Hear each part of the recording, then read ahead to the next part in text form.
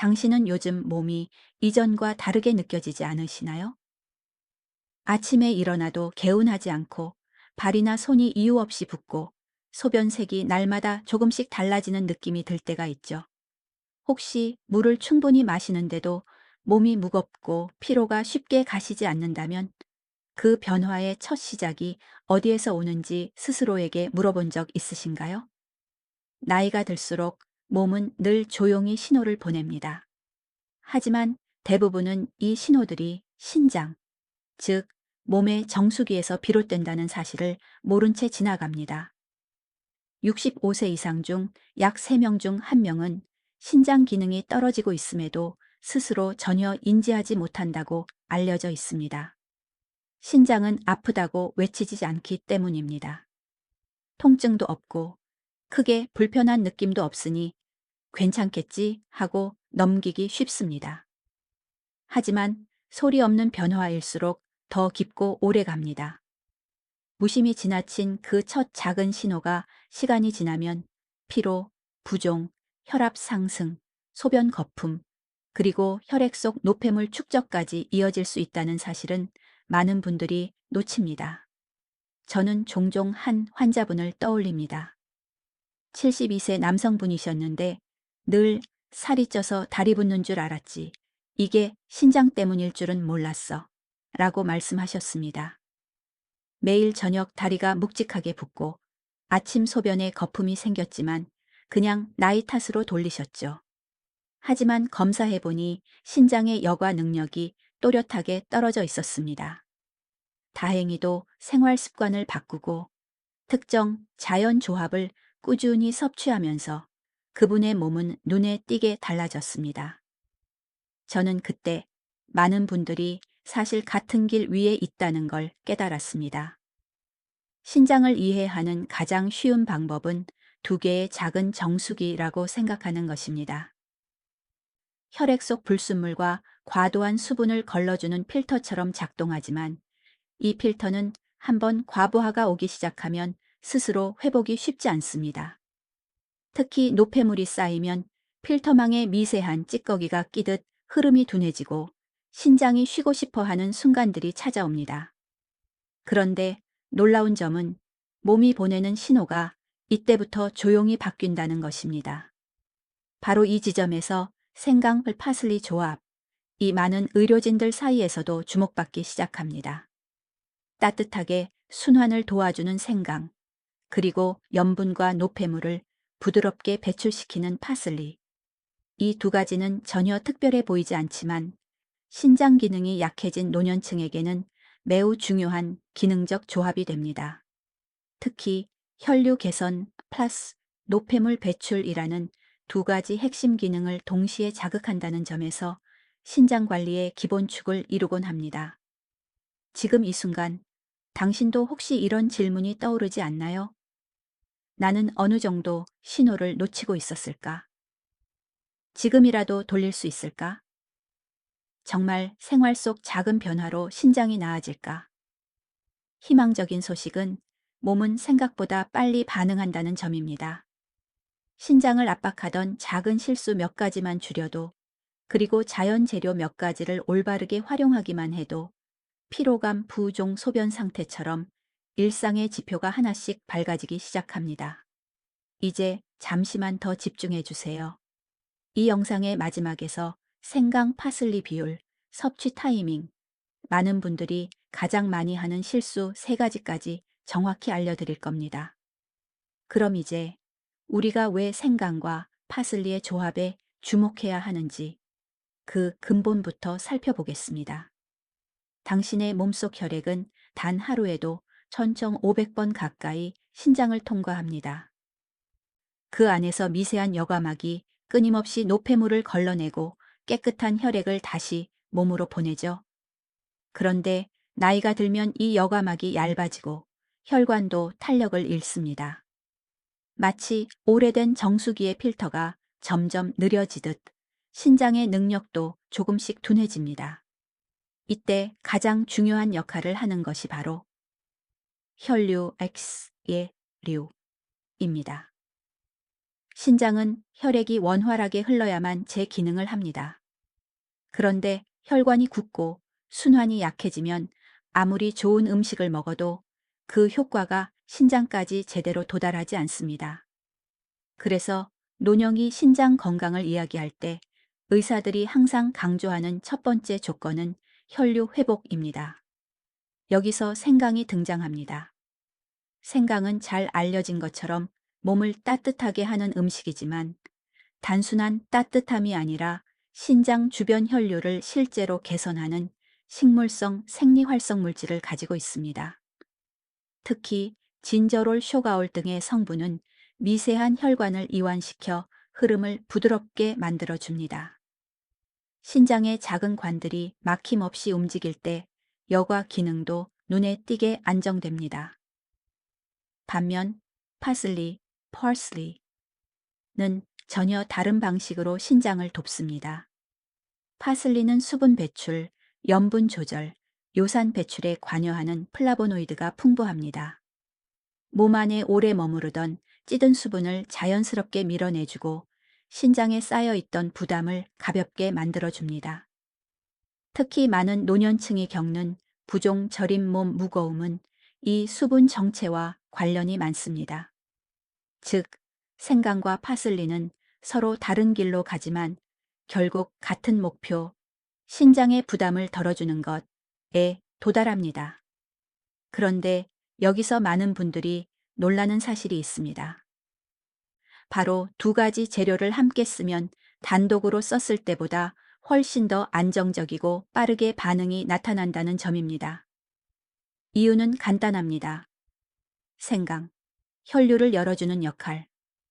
파슬리, 노폐물을 배출해 통로를 비워주는 역할. 마치 막힌 도로에서 앞에서는 차를 정돈해 흐름을 만들고 뒤에서는 쓰레기를 치워 길을 넓히는 것과 비슷합니다. 한쪽만 해도 좋지만 두 가지가 동시에 이루어질 때 흐름은 훨씬 명확하고 강해집니다. 여기서 질문 하나 던져볼까요?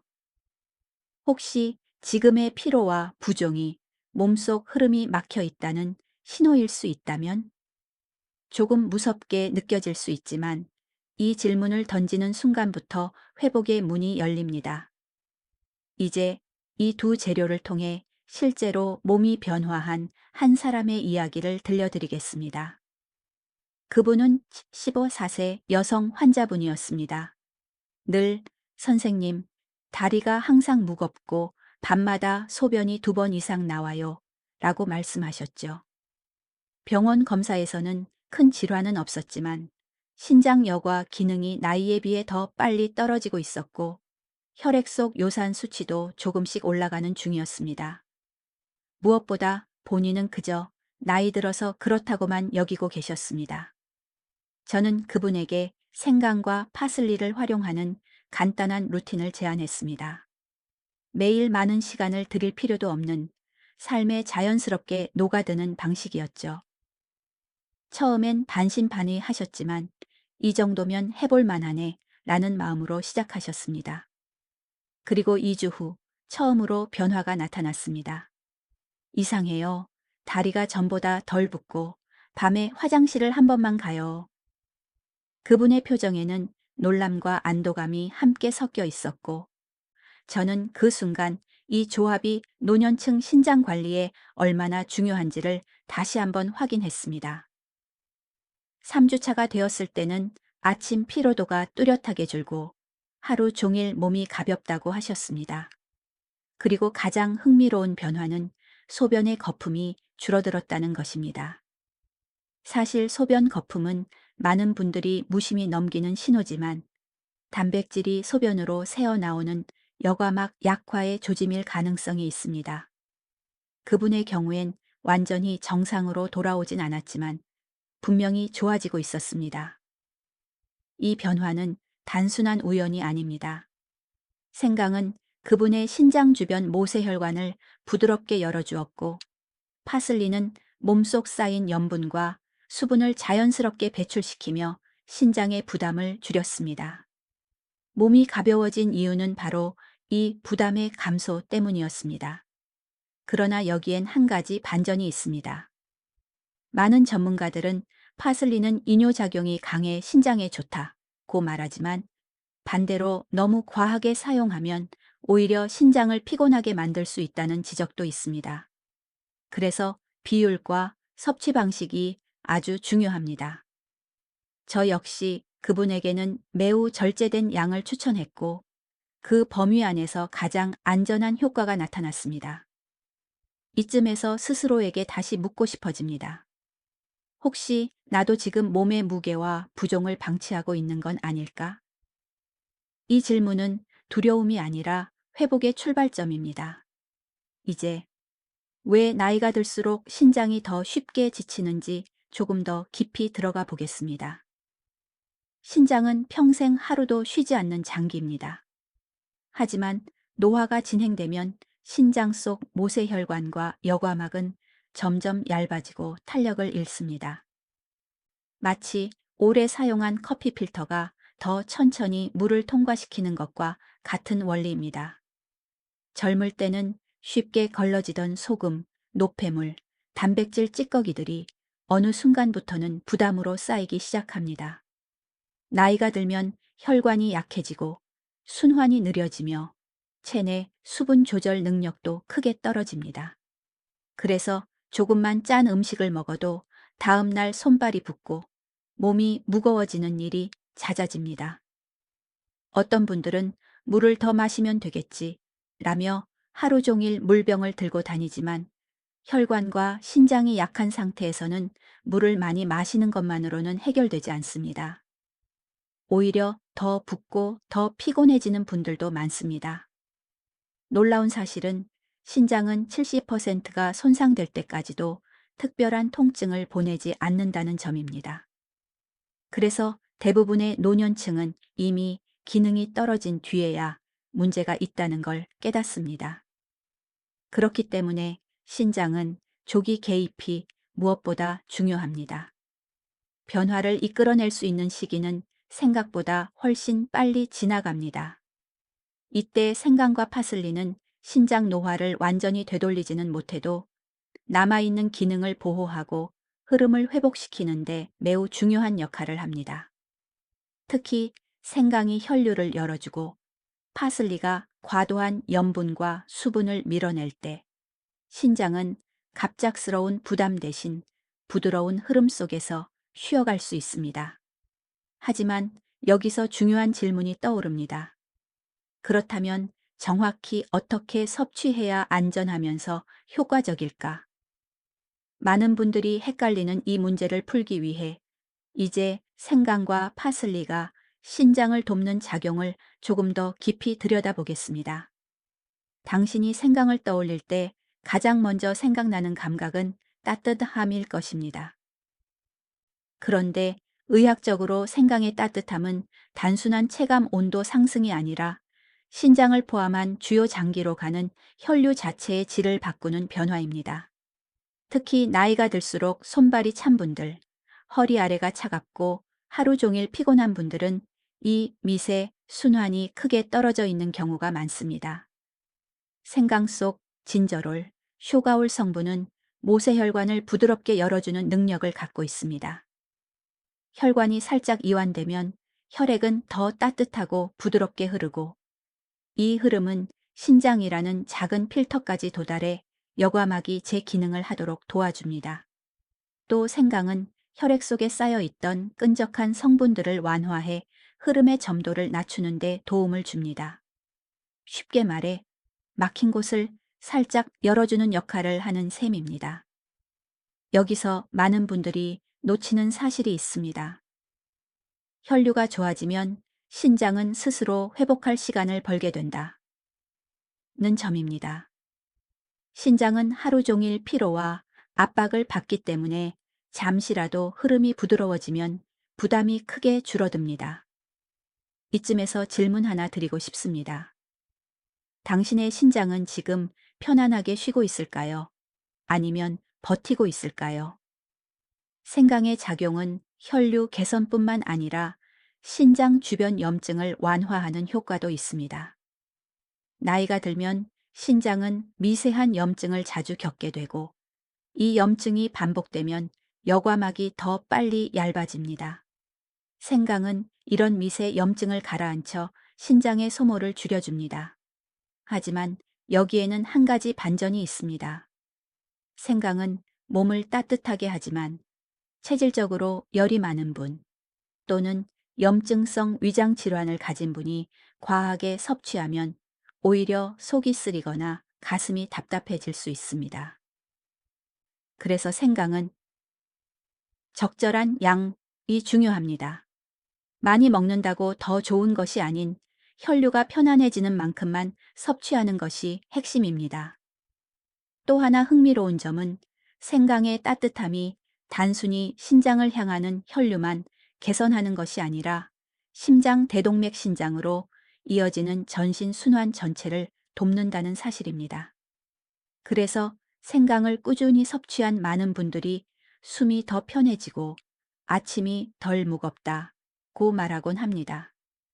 이제 생강이 길을 열어준다면 그 길을 따라 노폐물을 밖으로 흘려보내는 역할은 무엇이 맡을까요? 바로 파슬리입니다.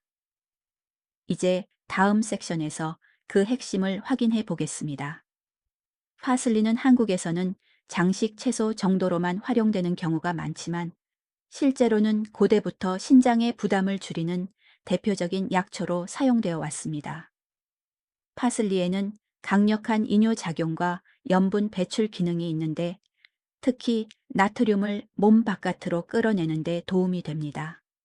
노년층에게 가장 흔한 문제 중 하나가 염분 과다와 수분 정체이기 때문에 파슬리는 신장을 가볍게 만들어주는 역할을 합니다. 많은 분들이 물을 많이 마시니까 괜찮겠지라고 생각하시지만 신장이 약한 상태에서는 물만 마셔서는 이 정체된 수분이 제대로 빠져나가지 않습니다. 이때 파슬리는 막힌 수도꼭지에 가벼운 힘을 주어 흐름을 만들어주는 역할을 합니다. 또 파슬리는 항산화 작용도 강해 신장을 둘러싼 미세한 염증과 산화 스트레스를 줄여줍니다. 이것은 신장이 더 이상 과부하 상태에 머무르지 않도록 돕는 중요한 신호입니다. 그래서 파슬리를 꾸준히 섭취하면 몸이 한결 가벼워지고 부종이 서서히 빠지며 소변색이 맑아지는 경험을 하는 분들이 많습니다. 여기서 질문 하나 드리겠습니다.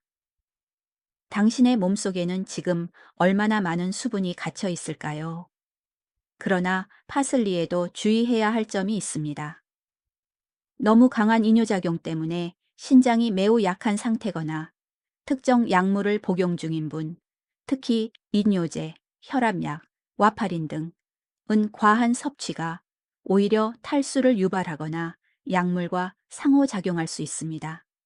그래서 양 조절이 무엇보다 중요합니다. 생강과 파슬리는 적당한 비율로 함께 했을 때 가장 부드럽고 안전한 효과를 만들어냅니다. 또 전문가들 사이에서는 파슬리의 장기 사용에 대한 여러 의견이 있습니다.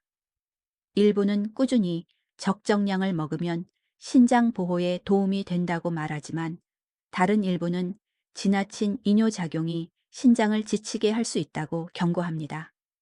그래서 오늘 영상의 후반부에서 알려드릴 정확한 비율 조절과 안전한 섭취 기간 아주 중요합니다. 이제 실생활에서 이 두 가지를 어떻게 자연스럽게 쓸 수 있는지 가장 현실적인 루틴으로 넘어가 보겠습니다. 건강에서 가장 중요한 것은 꾸준함입니다.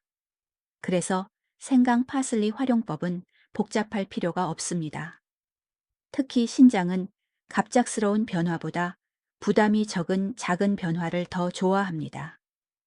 아침에는 생강을 통해 몸을 따뜻하게 깨워주는 것이 좋습니다. 공복에 생강을 과하게 섭취하면 속이 불편할 수 있으니 따뜻한 물에 생강을 살짝 우려낸 연한 생강물 한 잔이 가장 좋습니다. 이때 몸은 자연스럽게 하루 순환 흐름을 시작합니다. 점심에는 많은 양이 필요하지 않습니다. 파슬리, 몇 잎을 식사에 더하는 것만으로도 염분 배출에 도움이 됩니다. 파슬리는 생으로든 익혀서든 효과가 있지만 영양소는 생이 더 풍부합니다. 나이가 들수록 소화 기능이 떨어지는 분들은 익힌 음식에 가볍게 섞어 두셔도 충분합니다. 저녁에는 생강과 파슬리를 함께 사용하는 것이 좋습니다. 하루 동안 쌓인 노폐물과 체액을 부드럽게 정리하고 밤사이 신장이 쉬어갈 수 있는 환경을 만들어 줍니다. 간단한 차 한 잔으로도 충분합니다. 중요한 건 양보다 일관성입니다. 취침 전에는 무리한 수분 섭취는 피하는 것이 좋습니다. 신장이 약한 분들은 밤에 자주 소변을 보기 때문에 수면의 질이 떨어지고 결국 피곤함이 쌓입니다. 그래서 저녁 루틴은 숙면을 방해하지 않는 가벼운 방식으로 유지하는 것이 중요합니다. 여기서 작은 질문 하나 드립니다. 지금의 생활 속에서 신장을 쉬게 해주는 순간이 얼마나 있을까요? 아침의 따뜻함, 점심의 가벼움, 저녁의 회복 루틴. 이 세 가지가 균형을 이루면 신장의 부담은 자연스럽게 줄어듭니다.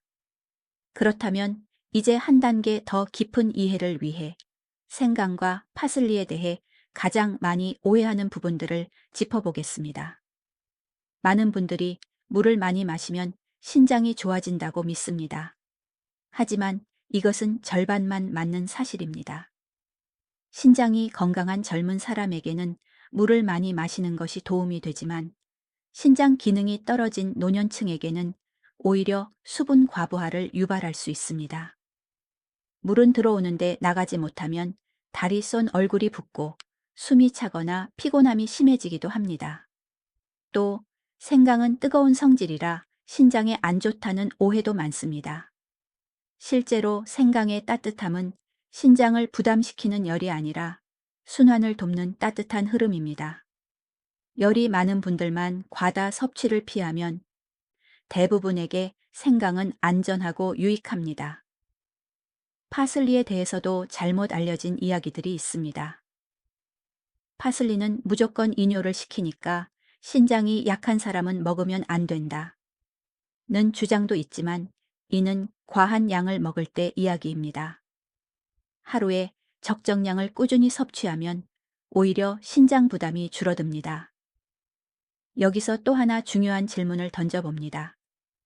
나는 지금까지 신장에 좋다고 믿어온 정보 중 얼마나 정확한 것을 알고 있었을까? 정보가 넘치는 시대일수록 진짜 중요한 건 맞는 정보를 올바르게 쓰는 것입니다. 생강과 파슬리를 안전하고 효과적으로 활용하기 위해서는 단순한 지식이 아니라 정확한 실천법이 필요합니다. 이제 아주 간단하면서 누구나 따라 할 수 있는 섭취법들을 소개하겠습니다. 생강과 파슬리를 활용하는 방법은 복잡할 필요가 없습니다. 몸은 단순할 때 더 잘 반응합니다.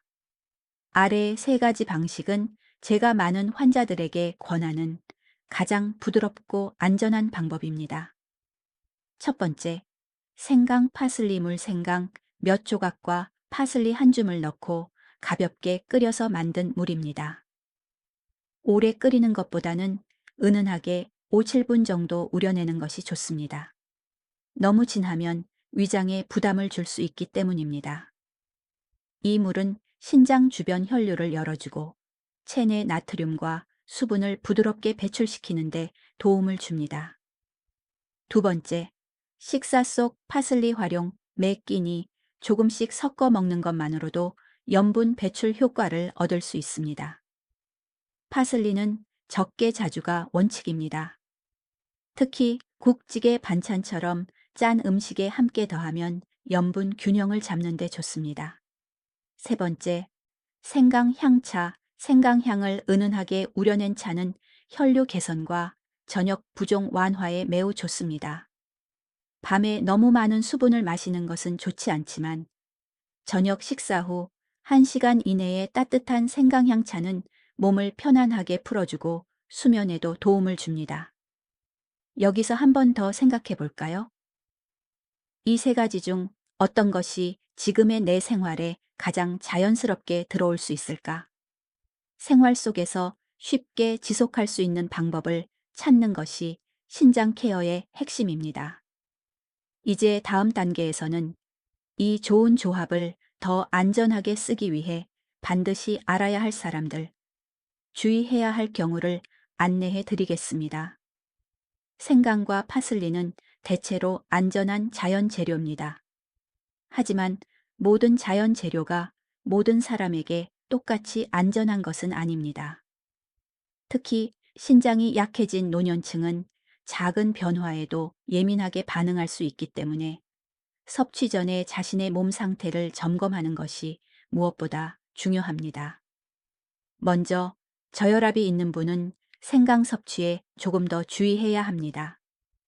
생강은 혈류를 부드럽게 열어주는 역할을 하지만 이미 혈압이 낮은 사람에게는 갑작스러운 어지러움이나 기력이 빠지는 느낌을 줄 수 있습니다.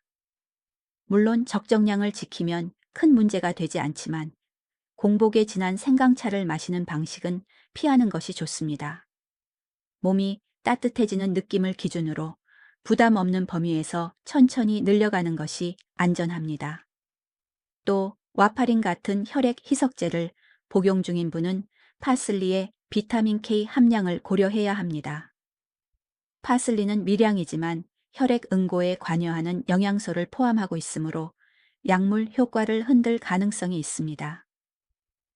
물론 식사에서 파슬리 몇 잎을 더하는 정도는 문제가 되지 않지만 꾸준히 다량 섭취하는 방식은 의사와 상의한 후 진행하는 것이 좋습니다. 그리고 신장 기능이 매우 낮은 분, 즉 이미 의사에게 주의해야 한다는 이야기를 들은 경우는 이뇨작용이 강한 파슬리를 무리하게 섭취하면 탈수나 전해질 불균형이 생길 수 있습니다. 신장은 단순히 물을 배출하는 기관이 아니라 나트륨, 칼륨, 수분의 균형을 조절하는 섬세한 조절 장치입니다. 이 균형이 약해진 상태에서 지나친 이뇨는 오히려 신장을 더 지치게 합니다. 또 한 가지 기억해야 할 점은 임신 중이거나 위장 질환이 있는 분입니다. 생강은 소화에 도움을 주지만 위가 예민한 분들은 속쓰림 더부룩함을 느낄 수 있습니다. 임신 상태에서는 파슬리가 자궁을 자극할 수 있다는 보고도 있으므로 섭취를 피하는 것이 좋습니다. 여기서 잠시 질문 하나 던져보겠습니다. 나는 지금 내 몸 상태를 얼마나 정확히 알고 있을까? 나이에 따라 몸이 보내는 신호는 계속 바뀝니다. 예전에는 괜찮았던 음식이 지금은 부담이 될 수도 있고, 반대로 예전에는 소화가 안 되던 음식이 지금은 도움이 될 수도 있습니다. 중요한 것은 내 몸의 현재 상태를 기준으로 판단하는 것입니다. 즉, 생강 파슬리 조합은 대부분의 노년층에게 안전하지만 어떤 분들에게는 섭취 방식과 양을 조금 더 세심하게 조절해야 한다는 뜻입니다. 그런데 다행스러운 점은 이 조합이 강한 약처럼 급격한 변화를 일으키지 않는다는 것입니다. 천천히, 부드럽게 몸이 허용하는 만큼만 움직입니다. 그래서 자신의 몸의 작은 변화를 관찰하면서 조절하면 충분히 안전하게 활용할 수 있습니다. 이제 자연스럽게 질문이 떠오릅니다. 그러면 나는 어떻게 시작해야 할까? 지금 그 답을 드리기 위해 일주일 동안 실천할 수 있는 현실적인 플랜을 준비했습니다. 이제 신장 회복의 실제 적용 단계로 넘어가 보겠습니다. 지금부터 말씀드릴 7일 챌린지는 많은 환자들에게 적용해온 방식이며 무리 없이 실천할 수 있는 수준으로 구성되어 있습니다. 중요한 것은 절대 빡세게 하지 않는다는 원칙입니다. 신장은 강한 자극보다 부드럽고 일정한 흐름을 좋아하기 때문입니다. 1일차 몸의 반응 보기 첫날은 아주 연하게 시작합니다. 아침엔 생강 1로 2조각을 따뜻한 물에 5분 정도 우려낸 연한 생강물을 마셔보세요. 점심 저녁엔 단 1로 수 2회 파슬리를 식사에 더합니다. 이 날의 목표는 오직 몸의 첫 반응 관찰입니다. 피곤함, 소변 횟수, 부종 변화 등을 기록해두면 좋습니다. 2, 3일차. 흐름 만들기 생강향을 조금 더 진하게 하고 파슬리도 3, 4, 4% 늘립니다. 이 시기에는 순환이 부드러워지고 수분 배출이 원활해지면서 몸이 가벼워지는 느낌을 받는 분들이 많습니다. 소변 색 변화나 아침 붓기의 완화도 자주 나타납니다. 여기서 미니훅 하나. 물론 변화가 없다고 해서 효과가 없는 것이 아닙니다. 신장은 늘 가장 늦게 반응합니다. 모일차. 회복의 순간 몸이 적응하면 생강과 파슬리를 함께 우려낸 물을 하루 1컵 정도로 늘립니다. 특히 저녁 식사 후 이 조합을 마시면 하루 동안 쌓인 노폐물을 정리하는 데 도움이 됩니다. 다만 취침 직전에는 피하는 것이 좋습니다. 많은 분들이 이 시점에서 아침 피곤함이 줄었다고 말합니다. 그 이유는 밤새 신장이 쉬어갈 공간이 확보되기 때문입니다. 6일차 체내 균형 점검. 이날은 특별합니다. 처음 5일 동안의 변화를 되돌아보고 몸의 부하 지점을 체크하는 날입니다. 발붓기가 줄었는지, 소변색은 맑아졌는지, 다리에 무거움이 덜한지 느껴보세요. 이 작은 점검이 다음 단계를 이어가는 핵심입니다. 7일차 자연 회복의 흐름 만들기. 마지막 날은 강도가 아니라 안정화를 목표로 합니다. 생강과 파슬리 섭취량을 3, 5일차 수준으로 유지하면서 하루 동안 수분 섭취를 조금 더 안정적으로 분배합니다. 많은 분들이 이 날쯤 되면 몸의 피로도, 소변 변화, 부종 개선을 가장 크게 느끼게 됩니다. 그리고 여기서 중요한 한 가지. 7일은 완성의 기간이 아니라 시작의 기간입니다. 몸은 작은 좋은 변화를 기억합니다. 이 흐름이 2주, 3주 이어지면 신장은 더 깊은 안정 단계로 들어갑니다. 이제 마지막으로 지금까지의 내용을 차분하게 정리하고 앞으로 나아갈 방향을 함께 생각해 보는 시간입니다. 이제 잠시 호흡을 가다듬고 오늘 이야기의 끝자락을 천천히 모아보겠습니다.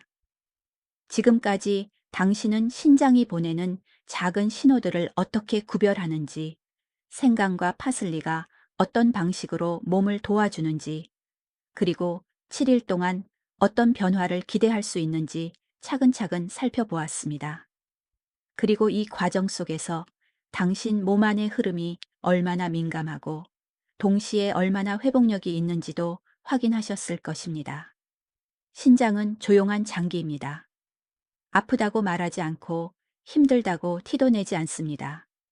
그래서 더 쉽게 무시되고 더 자주 과부하를 견디고 더 오래 침묵합니다.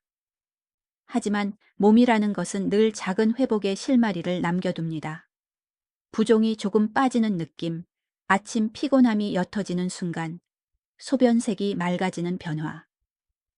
이런 작디작은 변화가 바로 회복의 시작입니다. 생강과 파슬리는 이 회복의 흐름을 만드는 두 가지 도구일 뿐입니다. 중요한 것은 당신이 자신의 몸을 들여다보고 신장이 쉬어갈 틈을 주는 것입니다. 그리고 그 틈은 거창한 노력에서 시작되지 않습니다. 따뜻한 차 한 잔, 저녁의 부드러운 루틴, 수분의 균형, 마음을 느리게 하는 몇 분의 시간을 통해 만들어집니다. 혹시 지금 당신이 지나온 삶을 돌아볼 때 너무 늦은 건 아닐까라는 생각이 들까요? 의사로서 저는 단호하게 말씀드릴 수 있습니다. 절대 늦지 않았습니다. 오늘이 가장 빠른 날입니다. 신장은 회복 속도가 느리지만 그만큼 오래 변화를 기억합니다. 하루의 좋은 선택은 다음 날에 더 나은 몸을 만들고 그것은 다시 일주일, 한 달, 그리고 그 이후로 이어지는 건강의 기초가 됩니다. 이제 저는 당신이 이 영상을 통해 몸의 변화를 시작하길 진심으로 바랍니다. 부종이 가벼워지고 피로가 부드럽게 풀리고 소변이 맑아지는 그 작은 변화들이 당신의 삶 속 평온함을 조금씩 넓혀주길 바랍니다. 그리고 마지막으로 작은 초대 하나 드립니다. 당신의 변화는 당신만의 것이 아닙니다. 당신의 하루 루틴은 가족들에게도, 친구들에게도, 같은 나이를 걷고 있는 많은 분들에게도 큰 힘이 됩니다. 그래서 아래 댓글에 짧게 남겨주세요. Day 17 챌린지 시작. 당신의 첫걸음이 다른 사람의 회복에도 큰 용기가 됩니다. 지금까지 함께 해주셔서 감사합니다. 당신의 몸이 오늘보다 더 평온하고 가벼워지길 진심으로 응원합니다.